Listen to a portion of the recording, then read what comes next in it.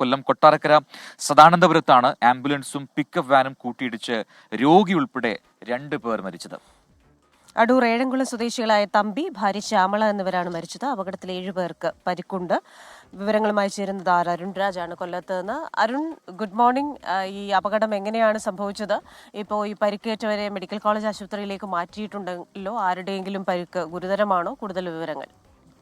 Good morning Prajin, Christina. രാവിലെ തന്നെ തേടിയെത്തുന്ന വാർത്ത അത്ര സുഖകരമുള്ളതല്ല. ഇന്നലെ രാത്രി 12 മണിയോടെയാണ് കൊല്ലം MC റോഡിൽ കൊട്ടാരക്കര സദാനന്ദപുരത്ത് രോഗിയുമായി എത്തിയ ആംബുലൻസ് എതിരെ വന്ന പിക്കപ്പ് വാഹനവുമായി കൂട്ടിയിടിക്കുന്നത്. ഈ കൂട്ടിയിടിച്ചതിന് പിന്നാലെയാണ് വാഹനത്തിനുള്ളിൽ ഉണ്ടായിരുന്ന രോഗിയായ തമ്പി മരിക്കുന്നത്.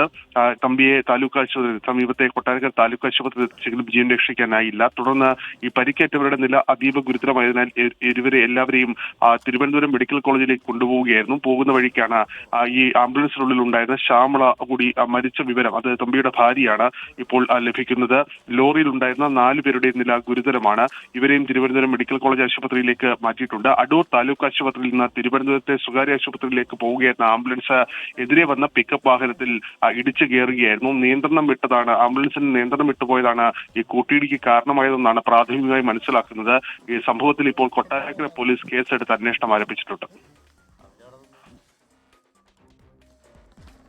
ശരി, അരുൺ രാജാണ് കൊല്ലത്ത് നിന്ന് വിശദാംശങ്ങൾ നൽകിയത്. എന്തായാലും അപകട വാർത്തയാണ്. 12 മണിക്ക് ശേഷം നടന്ന ഒരു അപകടമാണ്. അതിലാണ് 2 പേരുടെ മരണം സംഭവിച്ചത്. ദൗർഭാഗ്യകരമാണല്ലേ, ഒരു രോഗിയുമായി പോകുന്ന ആംബുലൻസ് ആണ് അപകടത്തിൽപ്പെട്ടത്.